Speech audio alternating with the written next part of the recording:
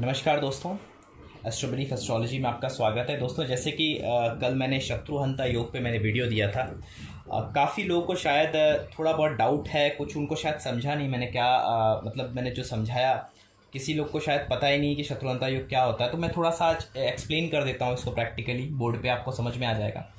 ज़्यादातर जो लोगों को पता है और ज़्यादा विख्यात जो है दोस्तों, ये है कि अगर, क्योंकि देखो ये छठवां भाव है, छठवां भाव जो होता है रोग, ऋण, कर्जा और शत्रुओं का माना जाता है।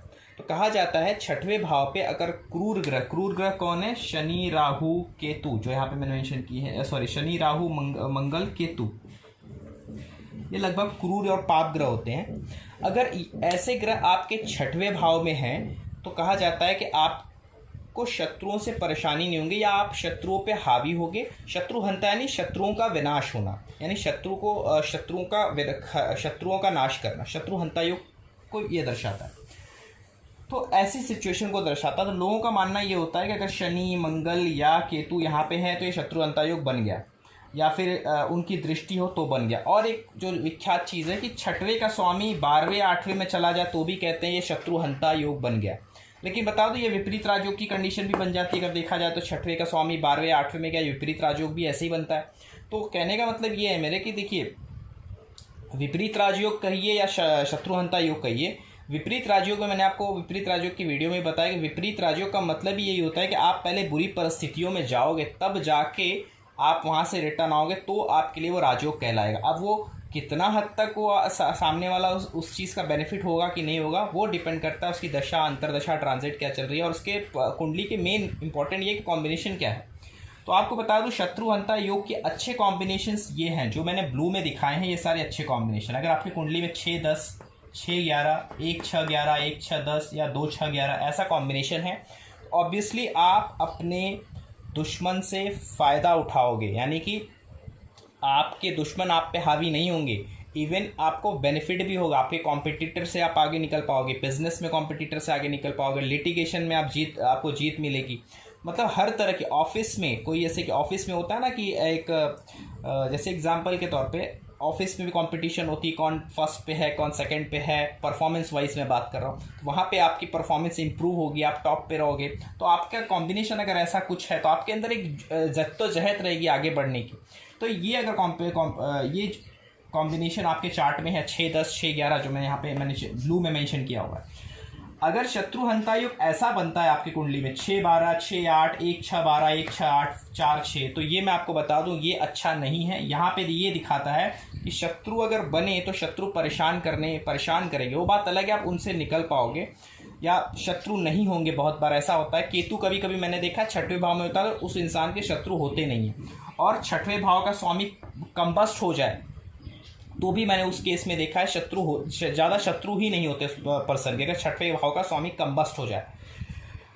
तो ऐसी भी सिचुएशन आती है। लेकिन यहाँ पे अब मैं जो समझाने जा रहा हूँ उस पर ध्यान दीजिएगा।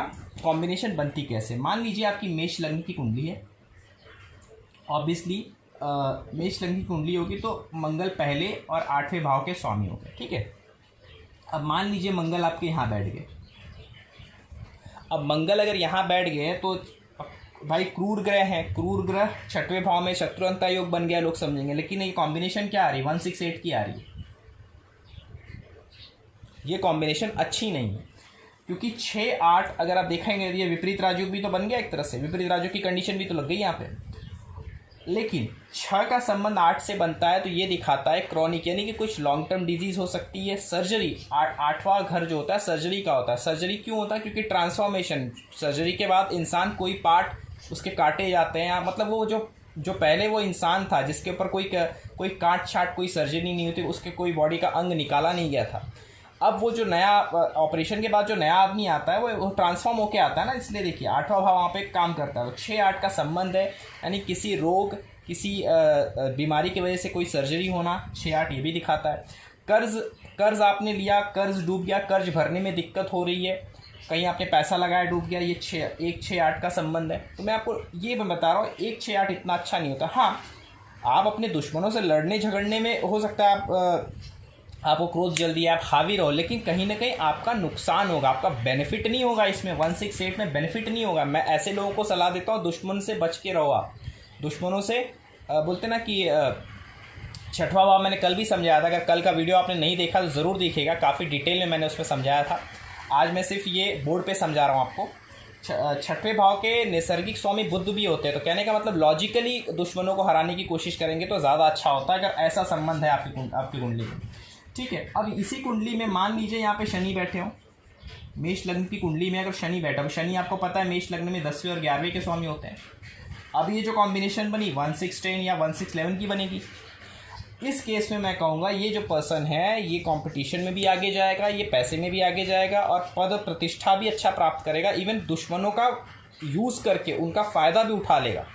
1-6-11 का कॉम्बिनेशन अगर होगा तो, ठीक है, जो कि अब बन रहा है। शनि छठवें में बैठा है 10वें और 11वें का मालिक होके। ठीक है, सेम अगर और एक मैं आपको समझा देता हूँ। मान लीजिए यहाँ पे राहु बैठा है।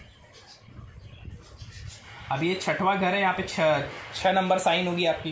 तो मान लीजिए बुध अगर यहाँ बैठ जाए, यहाँ पे या यहाँ पे भी चलेगा, तो ये एक पॉजिटिव कंडीशन है। यहाँ पे भी राहु अगर छठवें भाव में है और उसके भाव का यानी कि उसके साइन का जो मालिक है, यहाँ पे कन्या राशि हुई है, कन्या राशि के स्वामी बुध हुए।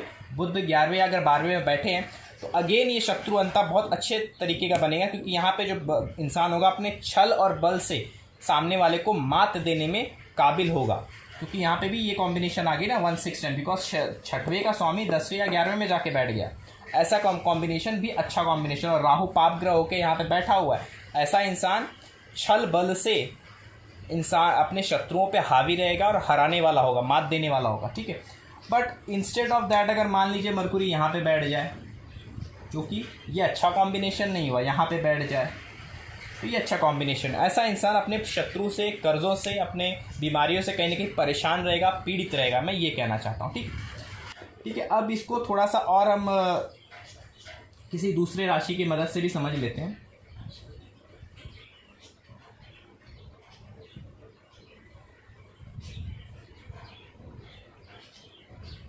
अब लग्न में बदल रहा हूँ। मान लीजिए यहाँ पे आपका कन्या लग्न है। ठीक है, तो शनि खुद यहाँ पे देखिए 6वें घर के स्वामी हो गए। अब शनि मान लीजिए यहाँ पे बैठ गए, इस केस में या यहाँ पे बैठ गए, ऐसे इंसान शत्रु बहुत रहेंगे इनके, मतलब इनके जीवन में ना शत्रुओं से पीछा नहीं छूटता इनका। शत्रु बहुत, इनके दुश्मन बहुत रहेंगे, इनको उनकी बोलते हैं ना, इनकी टांग खींचने वाले बहुत रहेंगे। और ऐसे लोग अगर जीवन में लिटिगेशन में पड़ते हैं तो बहुत लंबी चलती है। मैंने देखा है कि कई बोलते हैं ना कि इनकी पुष्ट निकल जाती हैं, ऐसा मैंने देखा है। ज़मीन जायदाद के चक्कर में अगर है, कन्या लग्न वालों के लिए खास करके बोल रहा हूँ, ऐसा आप देखोगे। अगर शनि छठवें के स्वामी हैं, 11वें में बैठे हैं या चौथे भाव में, चौथे भाव में बैठे हैं, तो आप देखेंगे चौथा भाव छठवें से अगर काउंट करोगे तो 11वां पड़ता है। 11वां भाव गेन होता है ना, तो शत्रुओं का गेन भी होता है, नहीं शत्रु बढ़ते रहते हैं, शत्रुओं की वृद्धि होती रहती है। ये भी दिखाता हूँ। दूसरी शनि की तीसरी दृष्टि, आपको मैंने एक वीडियो में बताया था, शनि की तीसरी दृष्टि जहाँ भी पड़ती वहाँ से रिलेटेड बहुत विशेष आपका कर्म जो होता है आपको पूरा करना पड़ता है। मतलब उधर आपको बहुत ज़्यादा ध्यान देने की ज़रूरत है, शनि बोलते हैं, तो बहुत बड़ी रिस्पॉन्सिबिलिटी होती है। तो यहाँ पे तीसरे पे अगर शनि की दृष्टि पड़ रही है और छठवां भाव है, तो ऑब्वियसली दुश्मन, कर्ज, डिजीज़, इनसे रिलेटेड कोई ना कोई बहुत बड़ा कार्मिक डीड्स है जो आपको पे करना है इस टाइम पे, जिसके थ्रू आपको गुजरना है। और दुश्मन भी आते हैं छठवें भाव से, दुश्मन काफ़ी ज़्यादा बढ़ जाते हैं। केतु होते हैं, मैंने कई बार देखा है छठवें भाव में केतु हों तो दुश्मन काफ़ी कम रहते हैं। या फिर छठवें भाव का स्वामी कम्बस्ट हो जाए, यानी कि सूर्य से कम्बस्ट हो जाए, तो भी शत्रु बहुत कम होते हैं, आपको बता दूँ। तो ये कुछ चीज़ें हैं। अब सेम यहाँ पे मान लीजिए अगर लग्न में बदल दूँ, वृष लग्न कर दूँ, वृष लग्न के में मान लीजिए शुक्र देखिए पहले के स्वामी होते हैं और सातवें के स्वामियों के 12वें में चले गए, तो अगेन मैं वही बोलूँगा 6-12 का कॉम्बिनेशन बन जाएगा। वृष, मैं टॉरस लग्न की बात कर रहा हूँ, इसकी नहीं, यानी आपके यहाँ पे 2 नंबर लिखा होगा तो, और यहाँ पे 7 नंबर होगा फिर। तो अगर मान लीजिए वीनस यहाँ चले गए तो ये 6-12 की कॉम्बिनेशन बन गई, जो कि अच्छी नहीं है। ऐसा इंसान ज़रूरत से ज़्यादा कर्ज में ब्याज भरता नज़र आएगा, कर्ज से परेशान नज़र आएगा। शत्रुओं से, ऐसे लोगों को बच के रहना चाहिए और शत्रुओं से बोलते ना दिमाग से काम लेना चाहिए, ये मैं कहूँगा। 6-12 का कॉम्बिनेशन, 6-8 का कॉम्बिनेशन अच्छा नहीं होता है शत्रुहंता योग के दौरान। आशा करता हूँ आपको मेरी बात समझ में आई होगी, और अगर वीडियो अच्छा लगा तो वीडियो को लाइक कीजिएगा और चैनल को सब्सक्राइब कीजिएगा। जो लोग मेरे इंस्टाग्राम पे नहीं विजिट किए एक बार विजिट ज़रूर कीजिएगा, लिंक मैंने डिस्क्रिप्शन में दे के रखी है। काफ़ी इंटरेस्टिंग नॉलेजेबल पोस्ट मैं वहाँ पे शेयर करता हूँ। जो लोग फेसबुक पे हैं फेसबुक पे भी विजिट कर सकते हैं, वहाँ पे भी सारी पोस्ट मेरी जाती रहती हैं जो भी इंस्टा पे जाती हैं। ओके, तो दोस्तों मिलता हूँ नेक्स्ट वीडियो के साथ, तब तक के लिए नमस्कार।